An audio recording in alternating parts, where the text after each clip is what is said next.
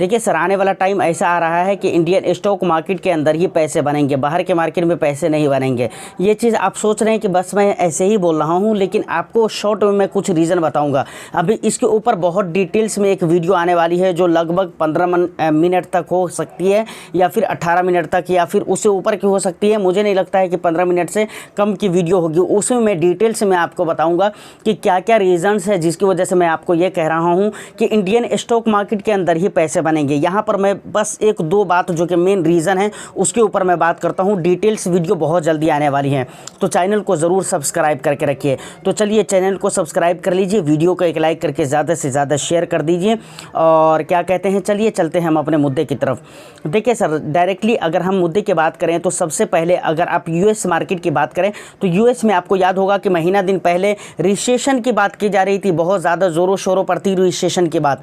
लेकिन उसके बाद ही ये कुछ दिनों के बाद आप देखें, अभी हाल फिलहाल का मैटर देखें तो ऐसा लगता है कि ये बातें लोग भूल गए और इस पर किसी तरह का कोई मतलब किसी का एक्शन नहीं हुआ, या फिर कोई इस पर आप बोल नहीं रहे, क्योंकि अब वो चीज़ें नहीं रही, ऐसा लगता है।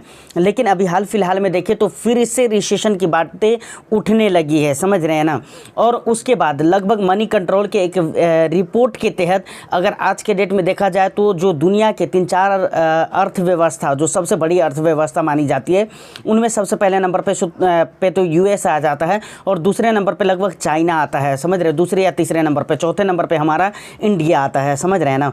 तो जो भी अर्थव्यवस्था है, 2-3 जो है ऊपर के, यूएस हो गया, चाइना हो गया, जापान हो गया, इस तरह के जो भी हैं जो अच्छी अर्थव्यवस्था रखती है और अच्छी अर्थव्यवस्था कहलाती है, उन जगहों पे उनके स्टॉक मार्केट में ख़ास तौर से इंफ्रास्ट्रक्चर और मैन्युफैक्चरिंग का बहुत ज़्यादा बुरा हाल है, जिसकी वजह से वहाँ के माहौल ऐसे भी ख़राब हुए पड़े हैं। तो यहाँ पर अब देखिए, बाहरी मार्केट के माहौल ख़राब है तो यहाँ पर एक चीज़ आप सोचिए, जो हम भी सोचते हैं और फ़ॉरेन इंस्टीट्यूशनल इन्वेस्टर्स भी सोचते हैं कि भाई बाहर के मार्केट में पैसे नहीं बनेंगे, और इंडिया की जो मार्केट है वहाँ पर सब कुछ अच्छा चल रहा है। जबकि देश की जीडीपी की अगर मैं बात करूँ जो हाल फिलहाल में आया है वो उतना अच्छा नहीं है, लेकिन उसके बावजूद भी सब कुछ सही चल रहा है। अभी आपको मैं बताऊँ तो 4 तारीख को निफ्टी जो कि इंडेक्स से बहुत बुरी तरह से गिर चुका था, एनवीडिया का बुरा हाल था, एक यूएस की बहुत बड़ी कंपनी है, उसके बाद नैस्डैक वगैरह का भी बहुत बुरा हाल था। तो ये सारे हालत देखकर सारे इन्वेस्टर्स को जो कि फॉरेनर इन्वेस्टर्स हैं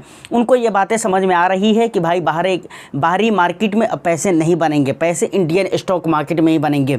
और इसके पीछे ये सब शॉर्ट में जो रीज़न मैं अब बता रहा हूँ ना, इसमें अगर मैं डिटेल्स में जाऊँ तो बहुत सारी बातें हैं करने के लिए, बहुत सारी बातें हैं, समझ रहे हैं ना।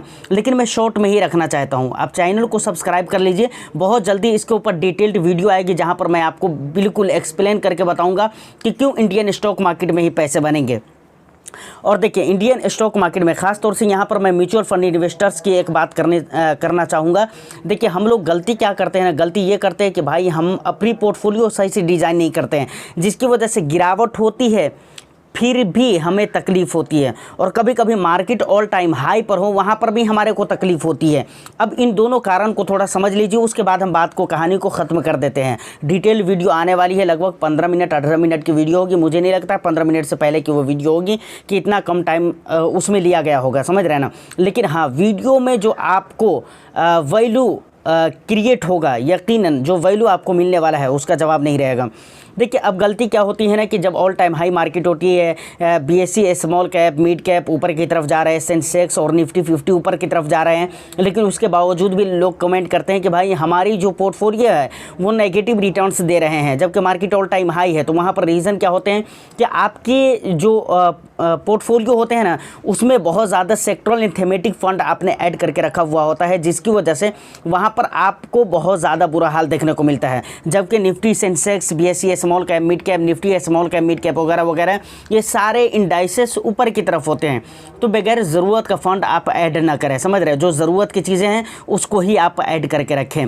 अब सेक्टरल एंड थीमेटिक फंड की मैं बात करूँ, मैं बराबर बोलता हूँ भाई वहाँ पर 10% ही आप निवेश करिए, बहुत ज़्यादा निवेश करने की ज़रूरत नहीं है, क्योंकि वहाँ पर आप बहुत ज़्यादा पैसे लगाएंगे तो मुझे नहीं लगता है कि बहुत ज़्यादा बेनिफिट आपको होगा, समझ रहे हैं ना। और ऐसे भी सेक्टरल एंड थीमेटिक फंड जो होते हैं, एक बात तो वहाँ पर मानने की होती है कि अगर सेक्टरल एंड थीमेटिक फंड अच्छा परफॉर्म करा तो वहाँ पर स्मॉल कैप से भी अच्छे रिटर्न्स मिल सकते हैं, इसमें कोई दो राय नहीं है। लेकिन अगर बुरा गया तो यकीन मानिए कि बहुत बुरा, फिर वो बुरा नहीं रहेगा, घटिया हो जाएगा।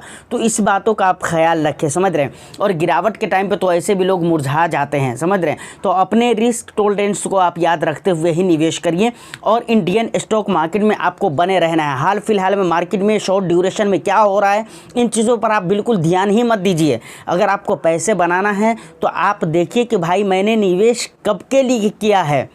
आपका गोल होगा 5 साल, 7 साल, 8 साल, 10 साल या इसके प्लस के टाइम पीरियड के लिए, तो आपको बिल्कुल डरना नहीं है। शॉर्ट ड्यूरेशन में क्या हो रहा है उससे आपको क्या लेना देना है। क्या आपको निकलना है, अभी नहीं निकलना है ना, तो फिर आपको टेंशन ही नहीं लेना है सर। बिल्कुल मूड बना कर रहें और यकीनन इंडियन स्टॉक मार्केट के अंदर पैसे बनेंगे। डिटेल वीडियो बहुत जल्दी आएगी, उम्मीद करता हूँ इस वीडियो में इतना ही। फिर मैं मिलता हूँ किसी नेक्स्ट एंड इंटरेस्टिंग वीडियो में, जब तक के लिए ऑल द बेस्ट।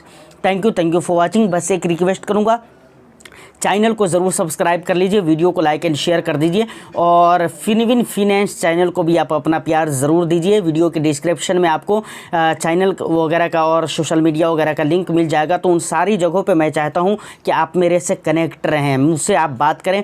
जब भी ज़रूरत पड़ती है आप मुझे मैसेज करिए, मैं एक एक कॉमेंट का और एक एक मैसेज का जवाब देता हूँ। ये मैं अपनी बात करता हूँ, पर्सनल मैं देता ही देता हूँ, समझ रहे हैं ना। फिर मिलते हैं किसी नेक्स्ट वीडियो में। All the best. Thank you for watching.